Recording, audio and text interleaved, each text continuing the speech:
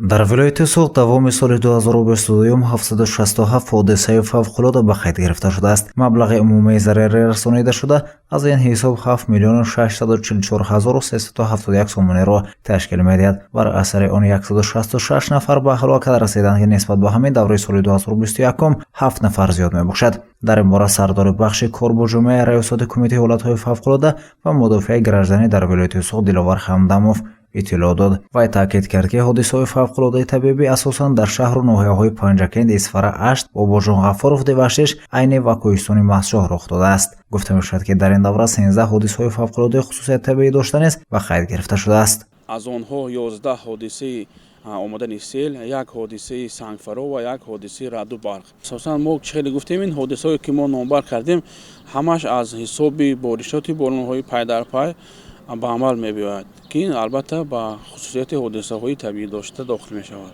моҳҳои хатарноктарин барои сокинони вилоят ки боиси сар задани ҳар гуна ҳодисаҳои фавқулода мегардад, ин аз апрел то август мебошад. зеро дар ин муддат дар баъзе аз шаҳру ноҳияҳои вилоят боришот ва селфароӣ ба қайд гирифта мешавад. вобаста ба ин кормандони раёсати кумитаи ҳолатҳои фавқулода барои бартараф намудани оқибатҳои ҳодисаҳои фавқулода сафарбар мешаванд. ҳамчунин иттилоъ дода шуд ки дар ҳудуди вилоят давоми соли гузаштаи 2022 ягон нафар кормандони ин мақомот ҷароҳат ва ё осеб набардоштаанд. дар ҳамаи ҳодисаҳое ки рух доданд осеб ва ҷароҳат бардоштани ягон кормандони мо ба қайд гирифта нашудааст.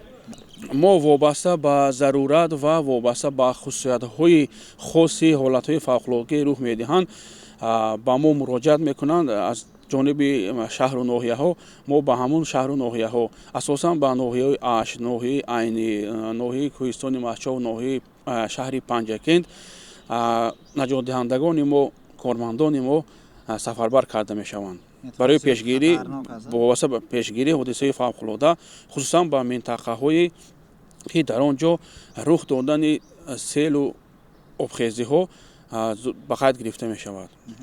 бино ба маълумоти раёсати кумитаи ҳолатҳои фавқулода ва мудофиаи гражданӣ дар вилояти Суғд солҳои охир боварии мардум ба ин ниҳод бештар шудааст. ин метавонад боиси саривақт пешгирӣ кардани ҳодисаҳои нохош гардад. минтақаҳое аз ҳодисаҳои фавқулода зарар дида бошад бо воситаи ҳашари умумӣ тоза карда мешаванд.